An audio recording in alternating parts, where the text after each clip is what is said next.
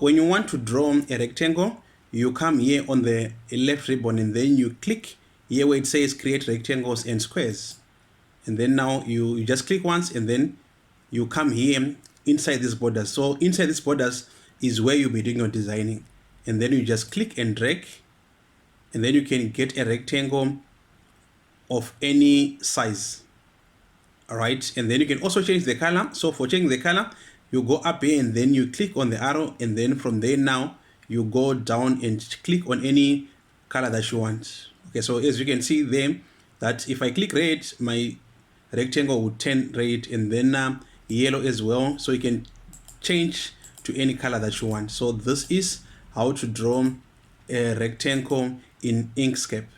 You can also resize. Let's say that after drawing you realize that it's not the size that you want, so you can always go back to your rectangle and then you click on these arrows and you'll be able to resize your rectangle.